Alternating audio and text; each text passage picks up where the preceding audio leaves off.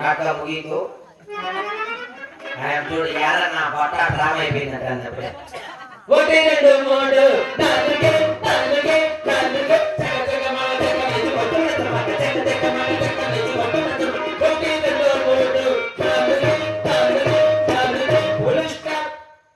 ప్రేక్షక మాస్టర్లారా ఆరుమూడు తలకాయలారా సూరకాయ పొడలారా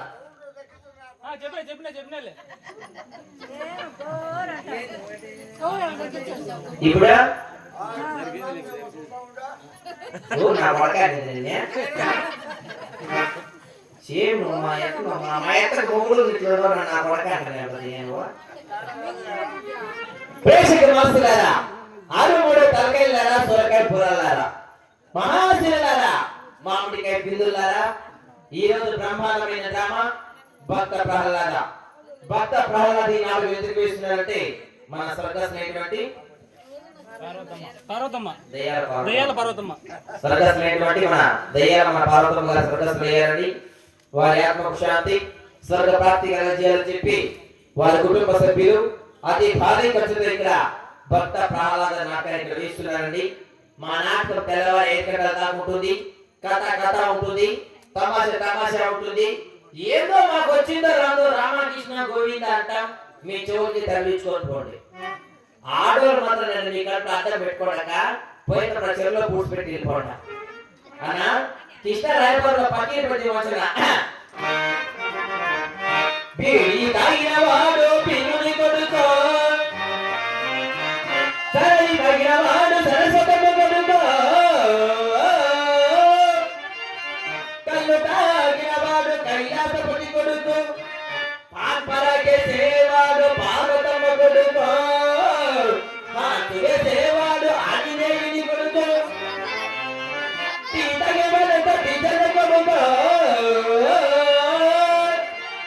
తాపీతగే వలంత నాగమ్మ కొడుకు, చూడవాలంత సూర్యుని కొడుకు, వినేవాలంత ఈశ్వరుని కొడుకు, హార్మోని వంచేవాడు ఆడోళ్ళ కొడుకు, తబలా వంచేవాడు శుద్ధ తప్పుడు పుట్టినయలు, ఈయన పాడేవాడు శుద్ధ పాపర్ణ కొడుకు.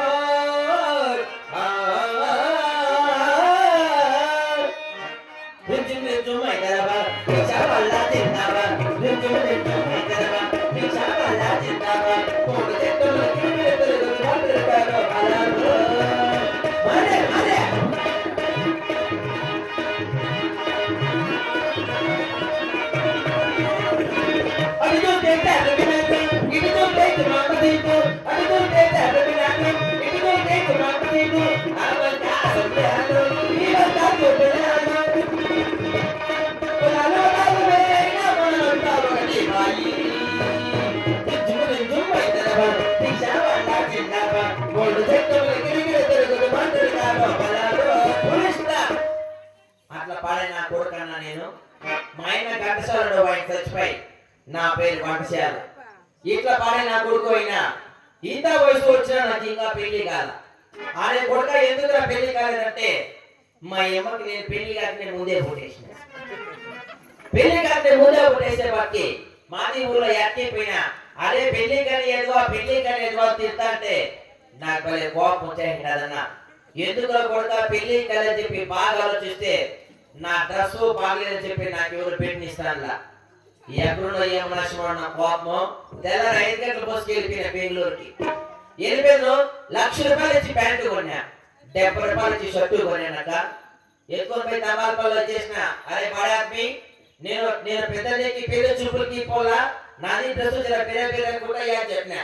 ఆ టైలర్ కొడుక ఏం చేసినాడంటే నాది డ్రెస్ కుట్టేది మర్చిపోయినాడు. తెల్లారికి పెళ్లి చూపులకి పోలా, నాది డ్రెస్ కుట్టిల్లా.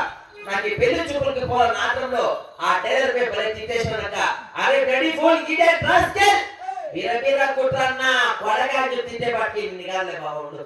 ఆ తిట్టే పట్టి నేను తిట్టిన మీద కోపంతో ఏమి నష్టం అన్నా. పైన గుట్టేసినాడు, కింద గుట్టేసినాడు, మధ్యలో గుట్ట తీసి పెట్టేసినాడు. ఇసిపెట్టేది నాకు చిన్నప్పటి నుంచి చిన్న అలవాటు ఉంది. ఏం నా కొడుక అలవాటు అంటే నాకు చిన్నప్పటి నుంచి నాకు లోపల డైరీ వేసే అలవాటే లేదన్నా. లేకపోయేసరికి కొత్త పలికి పెళ్లి చూపులకి పోయినా పెళ్లి చూపులకి పోయింటే మా ఇంట్లోకి ఇప్పుడు కూడా మిద్ది ఇల్లు లేదు, ఇప్పటికి సుట్టిల్లే ఉండేది. అయ్యో కాబోయే ఇంటికి వస్తాడని చెప్పి మా యొక్క ప్యారేజ్ అంతా ఇల్లు అంతా తలపుతా ఉండదన్నా. వాళ్ళు చెప్పిన దానికంటే ముందే వెళ్ళిపోయిన పెళ్లి చూపులకి వెళ్ళిపోయి చక్కగా ఇంటికే నిలబడుకోండా. అయ్యో కాబోయే ఇంటికి వచ్చేసినాడు, బయట ఎండలో నిలబడుకోవడానికి చెప్పి మా యొక్క కుర్చీ ఎత్తుకొని నట్టింట్లేదు కదన్నా. మనమే మీద తక్కువ నా కొడుకున్నా, 1,00,000 రూపాయలు ఇచ్చి ప్యాంటు కొన్నా, 70 రూపాయలు ఇచ్చి షర్టు కొన్నా, ప్యాంటుకి పేడ అవుతుందని చెప్పి ఆ ప్యాంటు పైకి ఎత్తుకొని పోయి కుర్చీలో పోయి కోకిలు కూర్చుంటున్నా. కోకిలు కూర్చుంటలేదో పరభక్తులు పైన పడిపోయినాడు. నేను గమనించుకోలే ఉన్నా.